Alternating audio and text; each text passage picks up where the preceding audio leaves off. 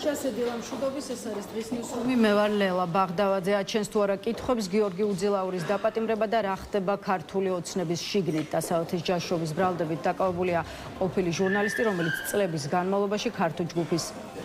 იარ სამსახურის ხელმძღვანელი იყო, ის როგორც ხელმძღვანელობდა პერსონალურად ბიძინა ივანიშვილის პიარ მიმართულებას. ამიტომაც მომხდარი არაერთ კითხვას აჩენს, მათ შორის არა მხოლოდ იმას, რაც აჩვენებს უძილაურის საქმე, არამედ პროცესების განვითარების რა სავარაუდო სცენარზე მიანიშნებს დასავლეთის ჯაშუშობის ბრალდების პრეცედენტის შექმნა. მაშასე, რატომ იჭერენ ქართულ ოცნებაში, დღეს ამით დავიწყებთ და წარმოგიდგენთ კიდეც ჩვენს პირველ სტუმარს, პოლიტიკოსი თეონა აქუბარდია უპასუხებს ჩვენს კითხვებს. გამარჯობა თეონა და მადლობა რომ მოსტუმრეთ. თეონა,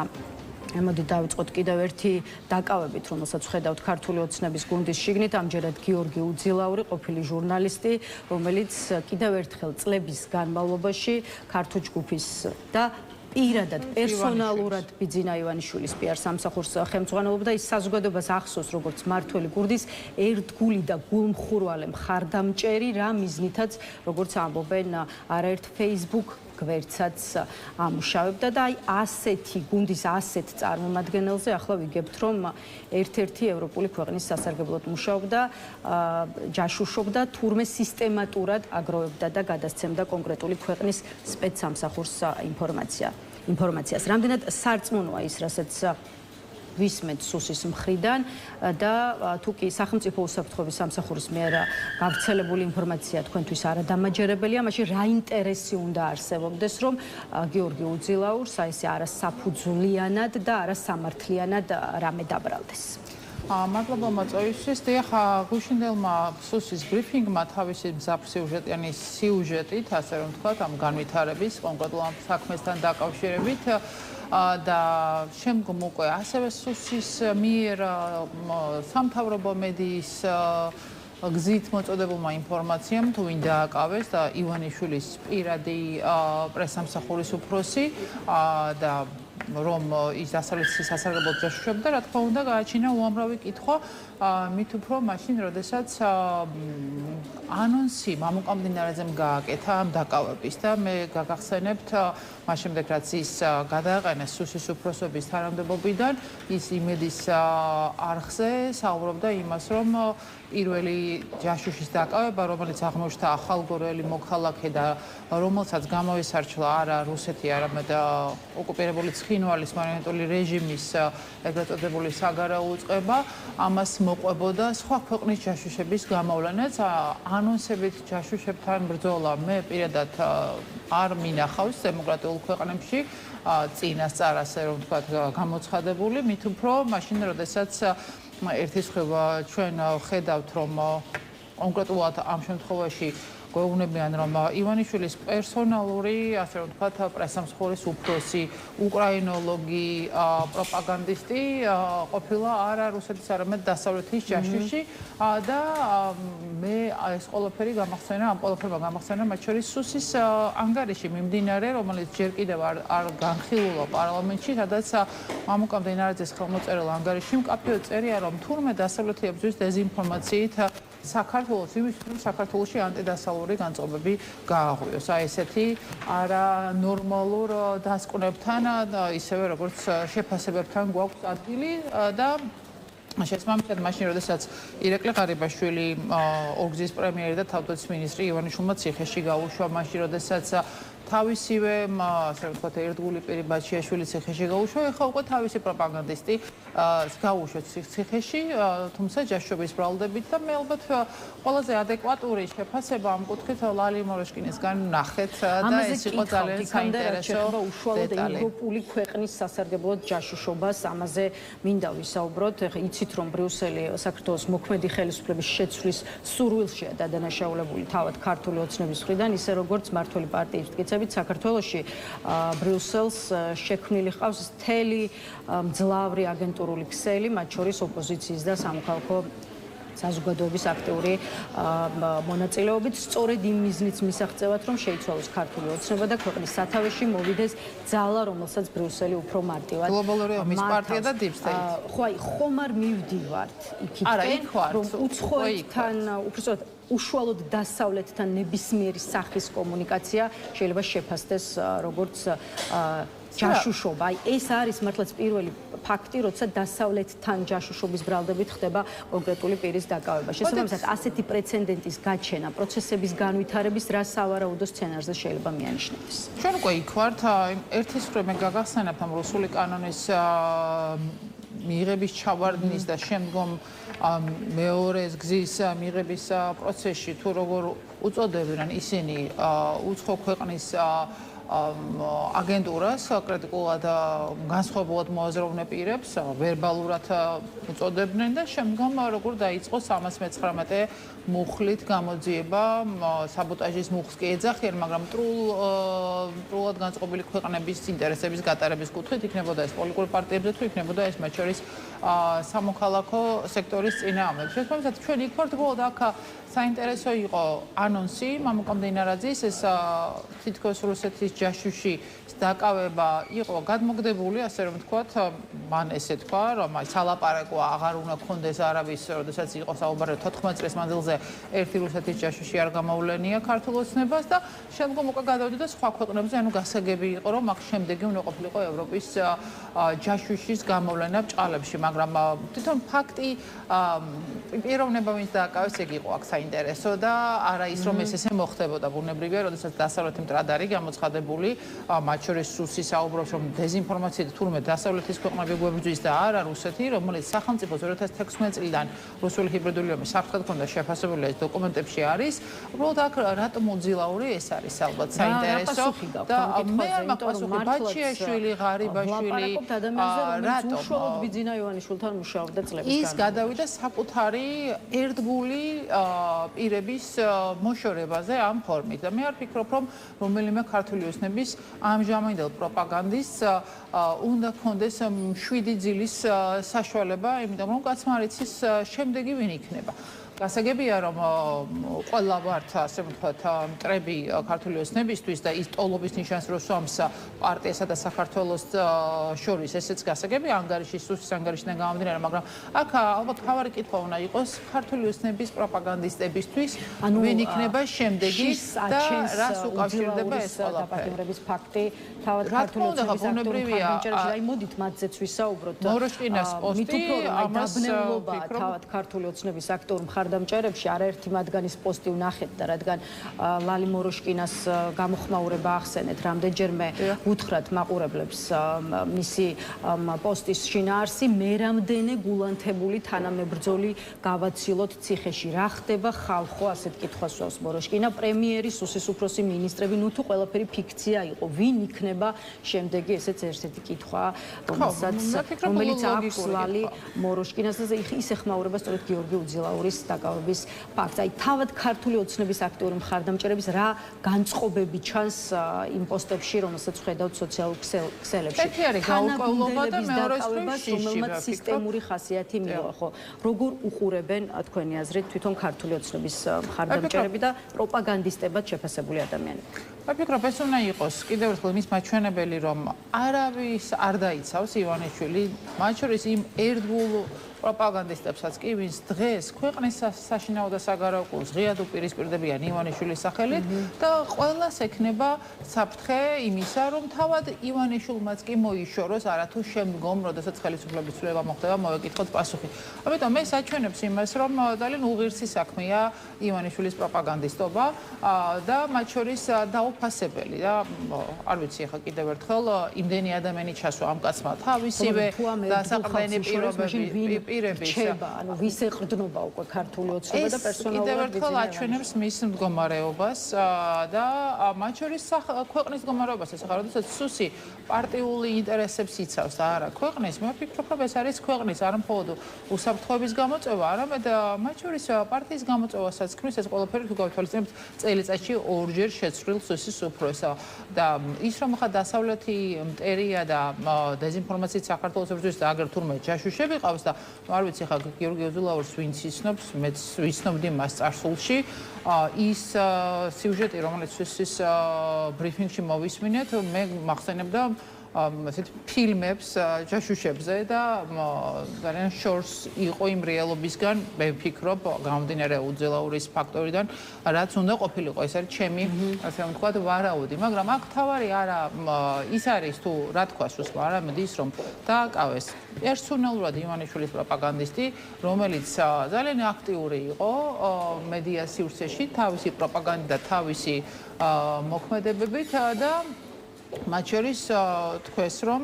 დასავლეთი აქ ჯაშუშურ ქსელს აწყობს, მაშინ როდესაც ყველა მიცის რომ რუსეთის ჯაშუშური ქსელი არის თავარი საფრთხე, იმიტომ რომ სუსი თავისივე ანგარიში ამბობს რომ ხელსაყრელ დროს ელოდება რუსეთი ოკუპირებული რეგიონების ანექსიისთვის და აი ამ ვითარებაში ეს ყველაფერი კიდევ ერთხელ აჩვენებს ქვეყნის უსაფრთხოების და ეროვნული ინტერესების წინააღმდეგ სვლას მათ შორის აი ამ ფაქტით. ლალი მოროშკინას პოზიცია ვახსენეთ და მისი შეხედულების კიდევ ერთ ნაწილზე უნდა გკითხოთ, რომელიც შეეხება პერსონალურად ბიძინა ივანიშვილს, ის ასეთ რამეს წერს, ვფიქრობდი და მივედი დასკვნამდე, რომ სასწრაფოდ უნდა დაბრუნდეს ბიძინა ივანიშვილი. აი აქ რა უნდა დავინახოთ? მათი მოთხოვნა რომ პოლიტიკაში ოფიციალურად შემოbrunდეს ბიძინა ივანიშვილი და ეს გააკეთოს კიდევ ერთხელ. ნიშნავს თუ არა იმას, რომ თავად ქართული ოცნების ერთგულ ადამიანებს ყოველ შემთხვევაში ნაწილს მაინც პარტიის მოქმედი ლიდერშიპი,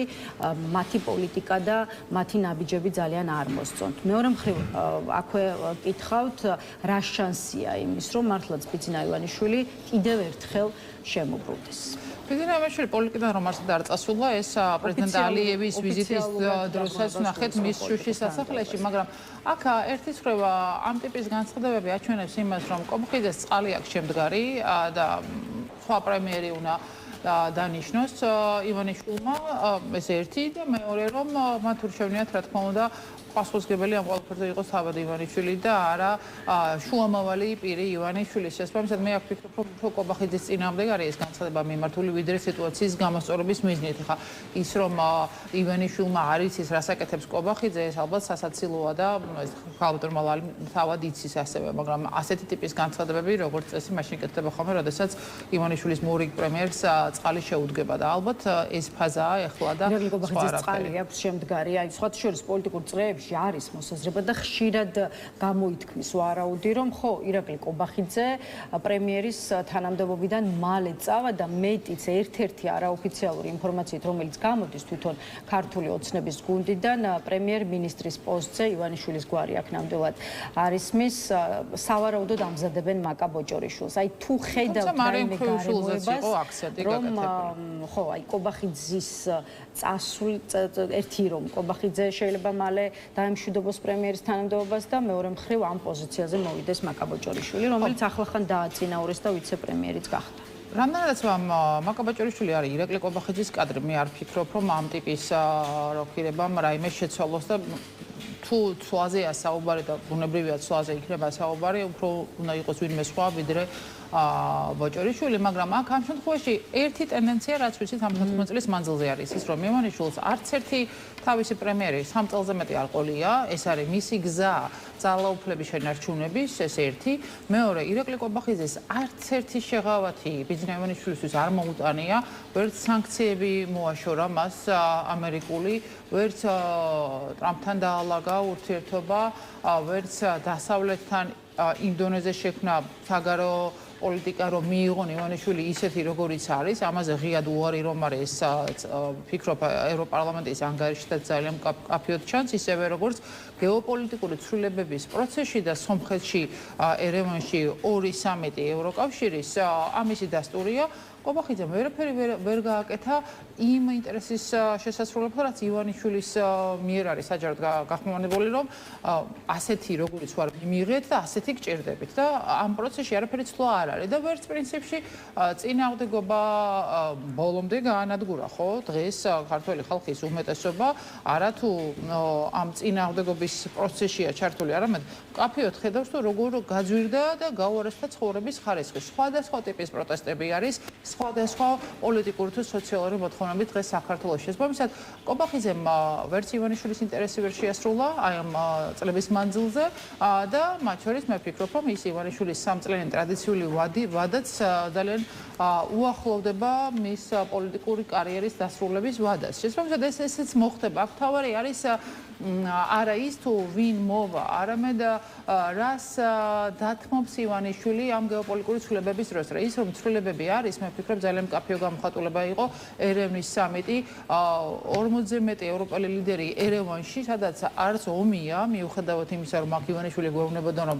ევროპას მოაქვს ომი და უნდა საქართველოს ომში ჩართვა და არც პუტინს არ ჰქონდა ის თავი, რომ რაიმე ეპასუხა ამ პროცესისთვის. მოდით ახლა ვისაუბროთ სწორედ სომხეთში გამართული ევროპული პოლიტიკური გაერთიანების სამიტზე სხვადასხვა კონტექსტში. პირველ რიგში კი ისევ ირაკლი კობახიძე, თუმცა ამჯერად საგარეო პოლიტიკური მიღწევების თვალსაზრისით და აი ამ სამიტის ფარგლებში საქართველოს პრემიერ-მინისტრის მიერ გამართული შეხვედრები და ის შედეგები, რითაც ირაკლი კობახიძე საბოლოოდ დაბრუნდა თბილისში, როგორც თავად პრემიერი ამბობს, სამიტის ფარგლებში 25 ლიდერზე მეტთან ჰქონდა საუბარი. ის ამბობს, რომ 25 ლიდერზე მეტთან ჰქონდა საუბარი, საიდანაც ალენ ბერსემ და ვოლოდიმირ ზელენსკიმ შეხვედრა თავად მოითხოვეს. აი რას აჩვენებს ის რიცხვები, რაზეც ირაკლი კობახიძე საუბრობს და ვხედავთ თუ არა მაინც იმას, რომ ქართული ოცნების პოლიტიკისადმი ბევრი პრეტენზიის მიუხედავად, რაც არსებობს დასავლელი პარტნიორების მხრიდან, საქართველოს ევროკავშირისთვის რჩება მაინც მნიშვნელოვანი პარტნიორი. საქართველოს ევროკავშირისთვის რჩება მნიშვნელოვანი პარტნიორი ქართველი ხალხის სურვილის გამო ევროკავშირში წევრობის და არა ირაკლი კობახიძის ფაქტორის გათვალისწინებით, იმიტომ რომ ღიად არის საუბარი იმაზე, რომ კობახიძე არის კაცი, რომელსაც შეაჩერა ამ ქვეყნის ევროკავშირში გაწევრიანების პროცესი. აი მე გუშინ ერთის მხრივ დიდი სიხარულით და მეორეს მხრივ დიდი გულის ტკივილით უყურებდი იმ კადრებს, როდესაც პრემიერმა პაშინიანმა მას შემდეგ რაც შარშან ამერიკასთან სტრატეგიული პარტნიორობა გააფორმა,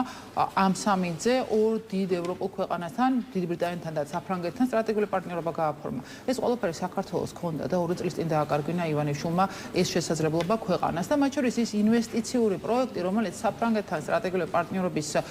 გაფორმებას მოყვა უკვე ანონსის სახით და ბიზნესის და ინვესტიციების გახსნის იმ ფანჯარას, რომელიც სომხეთის არ მხოლოდ ეკონომიკის, არამედ უსაფრთხოებისთვის სასწრაფოდ მნიშვნელოვანია და აი ამ ვითარებაში რაც მე ესე ვფიქრობ, რომ ქართველები ვართ ძალიან ამაყი და ამბიციური ხალხი და ყოველთვის გვინდა რომ ჩვენ თავი მოგწონდეს და მოგქონდეს იმით, რომ ვართ წარმატებულები. აი ერთი მაგალითი მითხრას ვინმემ, თუ რითი არის დღეს საქართველოს ან გამარჯვებული, ან წარმატებული, ან რა საამაყო აქვს დღეს საქართველოს რამე ქართული ოცნების პირობებში, მაშინ როდესაც ჩვენი მეზობელი ქვეყანა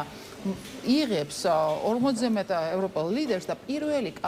სამიტი ევროპული პოლიტიკური გაერთიანების ტარდება სამხრეთ კავკასიაში, ერევანში და არა თბილისში. მე ამას არ ვლაპარაკობ იმ ნიშნის მოგებით, საუბრობ იმით, რომ საქართველოს ის დიდი შესაძლებლობები, რომელიც ჰქონდა კანდიდატის სტატუსის მიღების შემდგომ გაწევრიანების კუთხით ივანიშვილმა წაართვა და კობახიძემ და მეორე მხრივ აი ახლა უკვე სომხეთი როდესაც საუბრობს იმაზე, რომ უვიზო მიმოსვლას ისინი დაიწყებენ. ევროპული ლიდერისგან არ მოусმენია საქართველოს ხელისუფლების პოლიტიკასთან მიმართებაში კრიტიკული განცხადებები. ჩვენ ნახეთ ორი კადრი, ეს იყო ერთი ბატონ ალანთან და მეორე ზელენსკისთან. რა წამოიღო იქიდან ირაკლი კობახიძემ საქართველოს კრიტიკა იმ პოლიტიკასთან მიმართებაში, რაც აქვს ირაკლი კობახიძის ნათქვამის სანდოობა ძალიან არადამაჯერებელია მისი ხორცის მიერ ხორცთან დაკავშირებულ ახორკილო ხორცთან დაკავშირებულ ფასიდან გამომდინარე, რაც მან თქვა და მთელმა საქართველომ გაიგო, რომ ხორცის ფასები კობახიძეს სეული ვერსიით აბსოლუტურად არაადეკვატურია რეალურ ფასებთან, მაგრამ რაც შეეხება თავად შედეგს, ერთი არის სადღაც დაესწრო და მონაწილეობა მიიღო სადგილზე დაждდა და მეორე არის რა წამოუღო მან საქართველოს. ირაკლი კობახიძე ხომ არ დადის ექსკურსიებზე. ირაკლი კობახიძე თავისი, ასე რომ ვთქვათ, განცხადებით წარადგენს საქართველოს იმისთვის, რომ საქართველოს რაღაც შემატოს და აი რა შემატა საქართველოს აი ამ ვითარებაში, გარდა იმისა, რომ პრეზიდენტ ზელენსკის ინიციატივას ხელის ჩამორთმევის და მის მოსმენასთან დაკავშირებით აი ეს საუბარი იყო აი მთელი ამ პროცესის შედეგი. მიუხედავად იმისა, რომ ამას მოყვა მისი მოლაპარაკებების მხრიდან ქართული ოცნების პარლამენტის შენობიდან კვლავ თავდასხმა და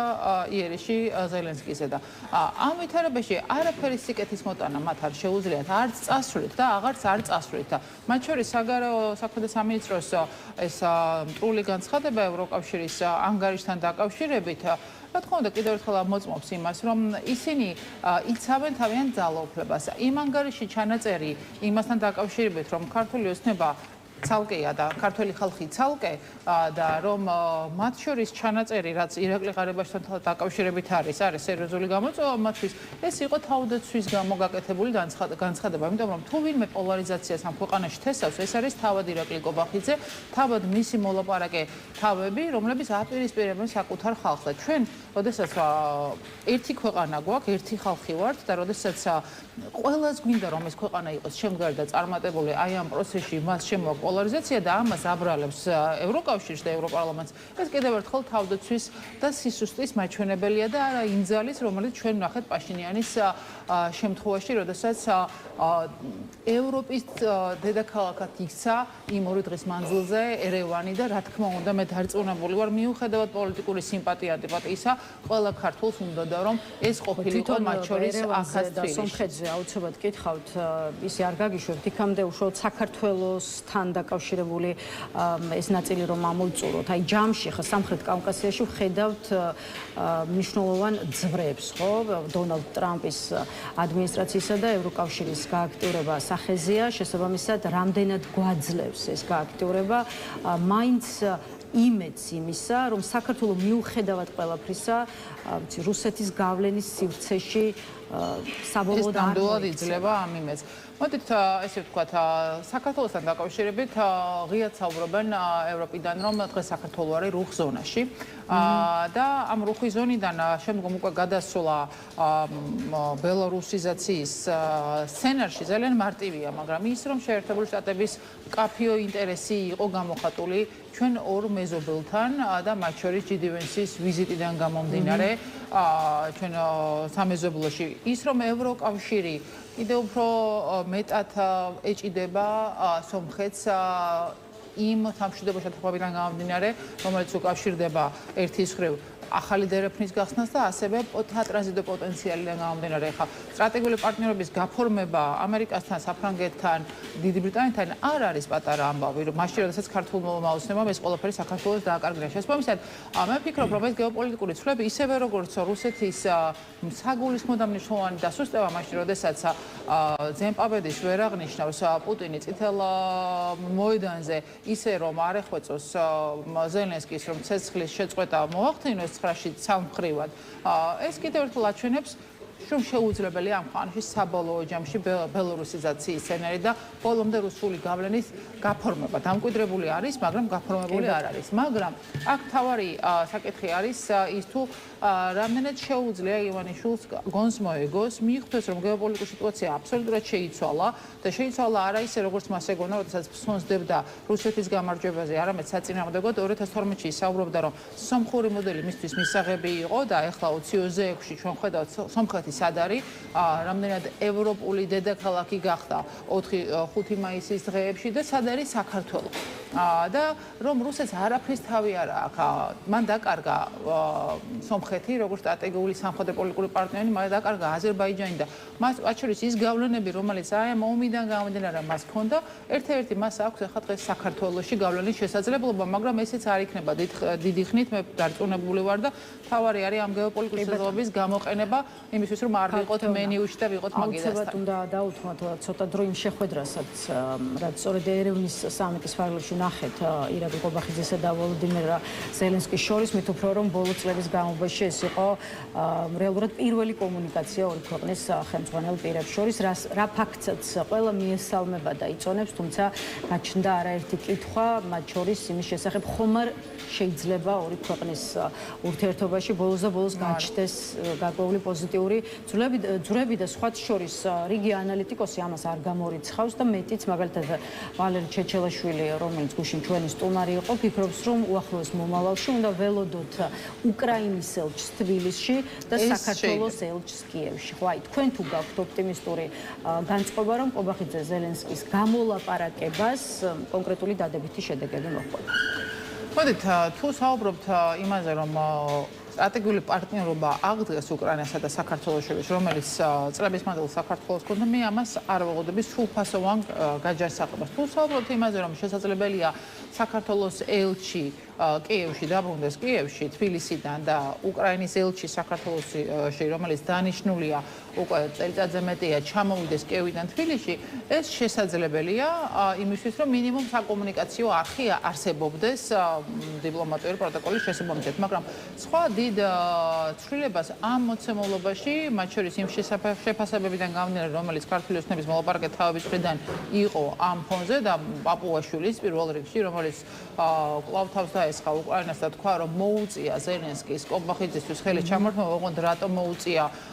პუტინმა დააძალა თუ რა მოხდა ამაზე სასაცილოა ბუნებრივია ამის შეფასება, ეს აჩვენს ამ განცდას, რომ არაფერი სასიკოთოდ ამ ურთიერთობებში საგრძნობლად არ შეიცვლება, თუმცა ელჩების დედაქალაქებში ჩამოსვლა ჩვენი იქით და მათი აქეთ შესაძლებელია იყოს საბოლოო შედეგი ამ ყველაფრის, მაგრამ ზელენსკის ინიციატივა იყო ძალიან დასაფასებელი და ძალიან მნიშვნელოვანი. ჩვენ ნახეთ, რომ ირაკლი კობახიძე ძირითადად უსმენდა თუ რას ეუბნებოდა პრეზიდენტი ზელენსკი, მას რომელიც ორჯერ ჩამოვიდა უკვე ჩვენს რეგიონში, ჯერ იყო ბაქოში, სულ ახლახან და შემდგომ ერევანში და ბუნებრივია ის საქართველოში ამ პრობლემის დამოკიდებულებით გამომდინარე მიმართ თუ კი რა თქმა უნდა ამ განწყობების დანახვა შესაძლებელია იმ კადრებით, რომელიც ზელენსკი კობახიძის შეხვედრას ასახავს. თვითონ კობახიძე აცხადებს, რომ საუბარი იყო მეგობრული და საინტერესო, ისე როგორც ამბობს, რომ პირადად მას და ამის თაობაზე გუშინი ისაუბრა მედიასთან, ზელენსკი ნეგატიურ კონტექსტში არასდროს მოუხსენიებია. აი როგორ ფიქრობთ, რას ფიქრობენ ერთმანეთზე პერსონალურად ზელენსკი კობახიძე და აქვე ხა შალო პაპუაშვილისგან მართლაც უფრო მწვავე შეფასებები გვახსოვს პერსონალურად ზელენსკის მიმართ, ვიდრე ირაკლი კობახიძის მხრიდან, მათ შორის მედიასთან ერთ-ერთ ბოლო კომენტარში საქართველოს პარლამენტის თავმჯდომარემ უკრაინის პრეზიდენტს უმადურიც კი უწოდა. აი თუ კი კობახიძე ზელენსკის მიმართ ნაკლებად სალანძღავ შეფასებას იყენებდა, რამდენად შეიძლება ეს ცვლიდეს მოცემულობას და მეორე მხრივ რამდენად შეიძლება ეს ნიშნავდეს იმას, რომ უკრაინის პრეზიდენტის და ზოგადად უკრაინის ხელისუფლების მიმართ ქართულ ოცნებაში ყველას ერთნაირი დამოკიდებულება და განწყობა არ აქვს. ისე რა, როდესაც საუბრობთ პოლიტიკაზე, პოლიტიკა ერთის მხრივ მოქმედებს რიტორიკით და მათ შორის ქმედებებით. და ამ ვითარებაში ირაკლი კობახიძე არის ქართული ოცნების პრემიერი და როდესაც მათი მესეჯ ბოქსი ლაგდება, თუ ირაკლი კობახიძეს აქვს ისეთი პოლიტიკა, რომელიც ქვეყნის პოლიტიკის შესაბამისია, ბუნებრივია ეს რიტორიკაც სხვანაირია. ამიტომ მე შორს ვარ იმით, რომ თუ ირაკლი კობახიძეს პირადად არ ყავს პრეზიდენტი ზელენსკი ნალანძღი და ყავს პაპუაშვილს, ეს რაიმე ცვლის. აქ საუბარია პოლიტიკაზე და დამოკიდებულებაზე სტრატეგიულ პარტნიორთან მიმართებაში. ხა მოდით რა გულწრფელად რა შევაფასოთ. საქართველოს 20% 22 არის რუსეთის მხრიდან ოკუპირებული, ისევე როგორც რუსეთს აქვს ოკუპირებული უკრაინის ტერიტორიის ასევე 1%-ული მაჩვენებელი. ორივე ქვეყანა ვიყავით ასოცირებული ტრიოს წევრები, რომელიც ყოველშორის ბათუმში გაფორმდა სალომე ზურაბიშვილის ხელმოწერით და მოლდოვასთან ერთად გვინდოდა ევროკავშირში შესვლა. და აი ვითარებაში, როდესაც საერთო მტერი ყავს, საერთო ინტერესები და როდესაც დღეს უკრაინა არის არა მხოლოდ უსაფრთხოების მიმღები დასავლეთისგან, არამედ მათ შორის მიმწოდებელი და ყურის ქვეყნებში ზელენსკის ვიზიტი და მხარდაჭერა დახმარება დრონების კუთხით ამ ირანული თავდასხმებიდან გამომდინარე, ამისი უტყუარი მტკიცებულება იყო. ამ ვითარებაში ეს რიტორიკა არის პოლიტიკის გამომხატველი და თუ პოლიტიკა არ შეიცვალა, მნიშვნელობა არ აქვს ირაკლი კობახიძემ პირადად ლანძღა თუ არა ზელენსკი, იმიტომ რომ პოლიტიკის შემოქმედიც ის არის, ჩვენ დღეს დაწერილი საგარეო პოლიტიკა სამწუხაროდ დიდი ხანია აღარ გვაქვს, ისევე როგორც აღარც უსაფრთხოების პოლიტიკა, მაგრამ რიტორიკიდან გამომდინარე შეგვიძლია მივხვდეთ თუ რა პოლიტიკა და განწყობა აქვს უკრაინასთან მიმართებაში და ამიტომ რა თქმა უნდა ეს მოლოდინებს არ აჩენს იმის, რომ საქართველოს ინტერესებიდან გამომდინარე პოლიტიკა ექნება კობახიძეს აწი და არა პარტიის, მაგრამ აჩენს ზელენსკის პროაქტიულ მიდგომას და თუ კობახიძის ვიზუალს დავაკვირდებოდეთ, ის ძირითადად სვენელის რანგში იდგა არც თუ ისე ბედნიერი სახით. არც ისე კომფორტულად გრძნობდა თავს ვოლოდიმირ ზელენსკისთან კომუნიკაციისას, ხო ასეთი შთაბეჭდილება ბევრ ანალიტიკოს და პოლიტიკოს დარჩა. ბოლო კითხვა მინდა ქალბატონ თეონა დაგისვათ და უშუალოდ სომხეთთან მიმართებაში, რომელიც კიდევ ერთხელ ამ დღეებში ორი დიდი ღონისძიების მასპინძელი იყო, ჯერ ევროპული პოლიტიკური გაერთიანების სამიტი, შემდეგ უკვე ევროკავშირის სომხეთის სამიტი გაიმართა ერევანში, ჯერ თქვენც აღნიშნეთ, რომ სომხეთმა ორ ქვეყანასთან სტრატეგიული პარტნიორობის შეთანხმება გააფორმა, ისე როგორც ევროკავშირმა და სომხეთმა დაკავშირებადობის სფეროში პარტნიორობის შესახებ შეთანხმებას მოაწერეს ხელი. აი მოდით უფრო კონკრეტულად და უფრო მეტი გითხარით, რას აძლევს სომხეთს შეთანხმებები ევროპულ სახელმწიფოებთან, ისე როგორც მთლიანად ევროკავშირთან, ანუ გასული დღეები, როგორც ვთვლის უკვე ჩვენი მეზობელი ქვეყნის პოლიტიკურ მომავალს და გეოპოლიტიკურ უკაზე მის მდგომარეობას. პრემიერი პაშინიანი დღეს ახალ სომხურ იდენტობას ქმნის და ეს ახალი იდენტობა არა მხოლოდ სომხეთის რუკით არის გამოხატული მის კოსტუმზე, არამედ მათ შორის იმ რიტორიკით და იმ საგარეო ასპარეზზე მოქმედებებით, რომელიც სრულიად რევოლუციურად და დადებითად ცვლის სომხეთის ვითარებას. ამერიკული ინვესტიციები სომხეთში საუბარი იყო 9 მილიარდზე, მათ შორის ტექნოლოგიების კუთხით. ინვესტიციები საფრანგეთიდან, უვიზო მიმოსვლის დაპირება, რომელიც მალევე უნდა მიიღოს სომეხმა ხალხმა. მათ შორის რუსეთის გავლენების შემცირება და პირში თქმა მათ შორის პუტინისთვის, რომ იმ მუქარაზე პასუხი, რომელიც ჩვენ ნახეთ პაშინიანის მხრიდან, ხო? ესეც ძალიან მკაფიო გამოხატულება იყო ის, რომ სომხეთი თავად გადაწყვეტავს თავისი სუვერენული არჩევანის მომავალს და არ მიიღებს კარნახს პუტინისგან და არჩევნები, რომელიც არის ძალიან სასწრაფო მნიშვნელოვანი. ხედავთ ნიშნავს თუ არა იმას, რომ რუსეთი დიდი სურვილის მიუხედავად არჩევნების შედეგებზე გავლენას კი ბატონო ვერ მოახერხებს და ნიკოლ ფაშინიანი ევროკავშირმა გამოყო მილიონობით ევრო იმისთვის, რომ რუსულ ჰიბრიდულ საფრთხეების დაპირისპირებაში დაეხმაროს პაშინიანს, მათ შორის საინფორმაციო სივრცეში და არ ვიცი, თუ ნახეთ მარგარიტა სიმონიანის რუსი პროპაგანდისტის განცხადება, რომ როდესაც ძალიან ისეთი აღშფოთებით საუბრობდა ამ ევროპულ სამიტზე ერევანში, უმადოს უწოდებდა პაშინიანს და ამბობდა, რომ თუ პუტინი არა, მისი მემკვიდრე მაინც ვალდებული იყო, რომ მიეხედა ამ სიტუაციისთვის. ეს კიდევ ერთხელ აჩვენებს იმას, რომ პუტინს ამისი რესურსი აღარა აქვს და აი ის გარკვეულწილად პოზიცია ივანიშვილის, რომ რუსეთი უძლეველია და რუსეთთან დაპირისპირება სუვერენული საგარეო პოლიტიკის განხორციელების კუთხით საშიშია, ამით საბოლოო ჯამში ანგრევს სომხეთი და მე დარწმუნებული ვარ, რომ ივნისში დემოკრატიული არჩევნების შედეგად ეს წინსვლა გაგრძელდება, მაგრამ არ უნდა დავიწყოთ ის, რომ პაშინიანმა ღია თქვა, რომ საქართველოზე გადის ევროპული გზა სომხეთის და ამიტომ ჩვენ თუ არ დავბრუნდით ამ გზაზე, ეს არ იქნება მთლიანი რეგიონის მშვიდობის და სტაბილურობისთვის სიკეთის მომენტი. მადლობა, კაპიტან თეონა, იმისთვის, რომ დაგვითმეთ დრო დაუპასუხეთ ჩვენს კითხვებს. თეონა აკუბარდიას დავამშვიდობებით. ახლა რეკლამის შემდეგ კიდევ ერთი სტუმარი შემოგვერთდება, ასე რომ დაგვაერთეთ.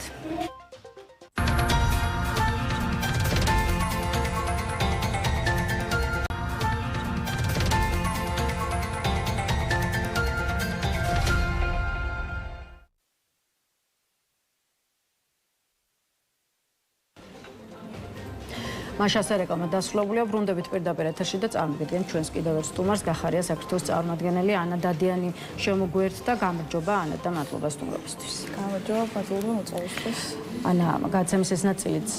მოდით გავხსნათ ქართული ოცნების გუნდის შიგნით დაკავების მორიგ ფაქტზე საუბრით. ამჯერად გიორგი უძილაური, რომელიც წლების განმავლობაში იყო ქართულ ჯგუფის პრესსამსახურის ხელმძღვანელი, ისე როგორც ხელმძღვანელობდა ასევე წლების განმავლობაში პერსონალურად ბიძინა ივანიშვილის PR მიმართულებას, ბოლოს კი უკვე იკავებდა ფინანსთა სამინისტროს საგამოძიებო სამსახურის ერთ-ერთი სამმართველოს უფროსის პოზიციას. ხა უამრავი კითხვა ახლავს გიორგი უძილაურის დაკავებას, მათ შორის თვითონ ქართული ოცნების აქტიური მხარდამჭერების მხრიდან, რომელთა განწყობებზეც ცალკე გკითხავთ, იქამდე კი გითხარით რა არის ის კითხვები, რაც თქვენ და თქვენს პარტიას გაგაჩნიათ და მათ შორის რა პასუხი გაქვთ, მაგალითად ერთ-ერთ ყველაზე მთავარ კითხვაზე, რატომ შეიძლება დაეჭირათ გიორგი უძილაური, კიდევ ერთხელ ადამიანი, რომელიც 2012 წლიდან მოყოლებული ქართულ ოცნებას ძალიან ერთგულად მსახურობდა. პირველ რიგში მნიშვნელოვანია, რომ გვესმის, რა თქმა უნდა, რომ ეს არის გამოძიება, სუსის მიერ გამოძიებული საქმე და ბუნდოვანებით არის მოცული, რა თქმა უნდა, ეს საქმე, მაგრამ მნიშვნელოვანია საზოგადოებამ გაიგოს, რისთვის არის დაკავებული ეს ადამიანი, იმიტომ რომ ადამიანის ბრალდება ევროკავშირის წევრი სახელმწიფოს მხრიდან აგენტობაში ბრალი შესაბამისად და ევროკავშირი არის ორგანიზაცია, რომელშიც წევრობაც ჩვენს გსურს, არის პარტნიორი ქვეყნები, რომელთანაც ჩვენ თანამშრომლობთ, ამიტომ მნიშვნელოვანია საქართველოს მოქალაქეებს აუხსნას ოცნებამ, რომელი ქვეყანა არის მტრულად განწყობილი საქართველოს მიმართ და რომელი ქვეყნის აგენტობა შეედება ამ ადამიანს ბრალი. ასევე ისმის კითხვა, რისთვის არის ეს ადამიანი დაკავებული აგენტობა, ქვეყნის მნიშვნელოვანი ინფორმაციებს აწვდიდა რომელიღაც ქვეყანას, ჩვენს პარტნიორ ქვეყანას თუ კონკრეტულად ბიძინა ივანიშვილის შესახებ ინფორმაციებს აწვდიდა. ამას აქვს მნიშვნელობა? ამას ძალიან დიდი მნიშვნელობა აქვს, რა თქმა უნდა, რისთვის არის დაკავებული ეს ადამიანი. ქვეყნის აგენტობისთვის არის დაკავებული თუ კონკრეტულად ბიძინა ივანიშვილის პირადი ინტერესებისთვის არის დაკავებული, იმიტომ რომ ჩვენ ხედავთ დღეს, რომ მისი პირადი ინტერესებიდან გამომდინარე ძალიან ბევრი ადამიანი მართლმსაჯულების ქვეშ იმყოფება. მას არ ქონდა მაგალითად პრობლემა წლების განმავლობაში ირაკლი ღარიბაშვილის კორუფციის შესახებ, მაგრამ მაშინ როცა პირადად ბიძინა ივანიშვილს შეეხო და დააკლდა რაღაც რაოდენობის ბიუჯეტი საკუთარ ანგარიშზე, ხედავთ რომ დაიჭირეს ირაკლი ღარიბაშვილი მისთვის ერთ-ერთი ყველაზე ერთგული ადამიანი. სწორედ ეს საჩენს კითხვებს, საერთოდ რისთვის არის ეს ადამიანი დაკავებული. დღეს რომ მართლმსაჯულება მხოლოდ ერთი ადამიანის ინტერესში არის და მისი და მხოლოდ პარტიულ ვერტიკალს ატარებს, მხოლოდ ერთ ადამიანს ემსახურება, აი ბევრ ადგილას გამოჩნდა და ამიტომ ძალიან ბუნდოვანებით მოცული თემაა და მნიშვნელოვანია რომ საქართველოს მოქალაქეებს აუხსნათ და აუხსნას საგამოძიებო უწყებმა რისთვის არის დაკავებული კონკრეტული პირი. უმეტეს პირი, რომელიც ამდენი წლის განმავლობაში ემსახურებოდა ოცნებას. რამდენად უნდა ველოდოთ ამ პროცესის გაგრძელებას და ვინ შეიძლება იყოს შემდეგი? ხა ჯერჯერობით თვითონ სუსი არსაუბრობს, თუმცა რუსთავეორის ინფორმაციით და თქვენც აღნიშნეთ გიორგი უძილაური სწორედ ერთ-ერთი ევროპული სახელმწიფოს სასარგებლოდ ჯაშუშობდა, თავად სახელმწიფო უსაფრთხოების სამსახურის ცნობით კი ბრალდებულს ჰქონდა კონსპირაციული ხასიათის სისტემატური კონტაქტები უცხო ქვეყნის სპეცსამსახურებთან. ეხლა მოგეხსენებათ ქართული ოცნების პოლიტიკური გუნდი, ყოველ შემთხვევაში პოლიტიკური განცხადებების დონეზე, რა ვიცი, არ ერიდება ოპონენტები იქნება ეს თუ კრიტიკულად განწყობილი არასამთავრობო სექტორის წარმომადგენლები მათ მიმართ აგენტების დაძახებას და მათ აგენტურულ საქმიანობაში დადანაშაულებას სწორედ ევროპულ ქვეყნებსა და ამერიკასთან გარკვეული კონტაქტების გამო. შესაბამისად და რამდენად მოსალოდნელია არა მხოლოდ ქართული ოცნების თქვათ გუნდის ცალკეულ წარმომადგენელთან მივიდეს საგამოძიებო უწყება, არამედ ამავე ბრალდებით ოპოზიციონერი პოლიტიკოსების და იგივე NGO სექტორის წარმომადგენლების წინააღმდეგაც ვნახოთ სისხლის სამართლებრივი დევნის დაწყება. ოპოზიციის და სამოქალაქო სექტორის წინააღმდეგ დაწყებული სისხლის სამართლებრივი საქმეები და ზოგადად აგენტურის დაძახება ოპოზიციურად განწყობილი ადამიანებისთვის არ არის ახალი ქართული ოცნების მხრიდან. განცხადებების დონეზე, ამიტომ გამორიცხული დღესდღეობით ქართული ოცნების მხრიდან არაფერი არ არის, იმიტომ რომ მათი ნაბიჯები უკვე წინასწარ გამჭვეტადი ნაკლებად არიან. რას რისთვის აკეთებენ? ერთადერთი ყველაფერს აკეთებენ იმისთვის, რომ ის ძალაუფლება, რომელიც დღესდღეობით მათ აქვთ, ეს კონსოლიდირებული ძალაუფლება და მმართველობის ფორმა, შეინარჩუნონ, რაც შეიძლება დიდხანს. ამიტომ ლანძღვა იქნება, გინება იქნება, ეს აგენტურის დაძახილი იქნება, სხვა ნებისმიერი კრიტიკა ჩვენი უცხოელი პარტნიორების მიმართ თუ ყველა იმ ადამიანის მიმართ, რომელიც განსხვავებულ აზრზეა ოცნებისგან, მოსალოდნელი რა თქმა უნდა არის. ნუ დაგნარჩენი ხო წინასწარ ვერ გამჭვირდავთ ვინ იქნება შემდეგი, იმიტომ რომ არც არავინ არ ელოდა რომ მაგალითად ივანიშვილი ადგებოდა და საკუთარი გუნდის წევრებს და მისთვის ყველაზე ერთგულ ადამიანებს, ვინც როგორც იყო ღარიბაშვილი, ლულუაშვილი, ან ამ ადამიანებს დაიჭერდა, არავინ არ ელოდა და ამანაც გააჩინა კითხვის ნიშნები საკუთარ გუნდშივე და როცა საკუთარი გუნდის წევრს ადამიანი ესე ექცევა, არ გამოურიცხავთ რომ სხვა ადამიანებზეც დაიწყოს სისხლის სამართლებრივი დევნა. დავალოდოთ ვნახოთ ხო, აი თავად ქართულ ოცნებასთან დაკავშირებულ პირებს რაც შეეხება და რაც შეეხება იმას, როგორ უყურებენ გუნდის შიგნით დაკავების სერიებს თავად მართველი პარტიის აქტიური მხარდამჭერები, აი თუ კი სოციალურ ქსელებს თვალს გადავავლებთ და მათ პოსტებს გადავიკითხავთ, ჩანს არა მხოლოდ დაბნეულობა, არამედ გაურკვევლობა, თითქოს ვერ იგებენ ვის რატომ იჭერენ, ისე როგორც თითქოს იგრძნობა შიშიც იმისა, რომ თავად არ იყვნენ შემდეგი. არის მოსაზრება, რომ დასავლეთის ჯაშუშების გამოვლენა მხოლოდ უძილაურის დაკავებით არ დასრულდება და აი პოლიტიკოსებს და თქვათ NGO სექტორის წარმომადგენლებს რომ თავი დავანებოთ, ბევრი ფიქრობს, რომ პროცესი მივა მათ შორის ქართული ოცნების პროპაგანდისტებად შეფასებულ ადამიანებად და ტროლ-ბოტებად შეფასებულ პირებთან. მაგალითად, სალომე ზურაბიშვილი აფრთხილებს სწორედ ამ ადამიანებს, რომ ეშინოდეთ. ამ მოსაზრებას თუ გაიზიარებთ, რომ ერთ-ერთი მთავარი საფრთხე ამ მიმართულებით დღეს ერთ-ერთ პირველ რიგში თავად ქართული ოცნების პროპაგანდისტებად და ტროლ-ბოტებად მოაზრებულ პირებს შეიძლება შეექმნათ. ვინ იქნება შემდეგი ეს ცოტა ბუნდოვანი და გაურკვეველია, მაგრამ ზოგადად მმართველობის ფორმის მიხედვით, ან რა მმართველობის ფორმაც დღეს აქვს ბიძინა ივანიშვილს საქართველოში, არის შემდეგი, რომ ის გამოიყენებს ყველა ადამიანის რესურსს ბოლომდე, ამოწურავს ამ რესურსს და შემდეგ უკვე ნებისმიერი ბრალდების ფასად ამ ადამიანს მოიშორებს. ამიტომ გამორიცხული არაფერი არ არის. გამორიცხული არც ის არ არის, რომ ხვალ მაგალითად რომელიმე პროპაგანდისტ ჟურნალისტს მიადგეს და დაბრალდეს ჯაშუშობა ან აგენტობაში. მათი განწყობები რას გეუბნებათ? აი ეს პოსტები, რასაც გუშინდელი საღამოდან მოყოლებული ვხედავთ და ვკითხულობთ სოციალურ ქსელებში. გუშინდელი საღამოდან მოყოლებული პოსტები გეუბნება ერთ რამეს, რომ ამ ადამიანების აღქმა უკვე ისეთია, რომ თვითონაც ელოდებიან საკუთარ თავზეც არ გამოსცადონ ის, რაც გამოსცადეს სხვა ადამიანებმა დიდხნიანი მსახურების შემდეგ კონკრეტული პარტიის. იმიტომ რომ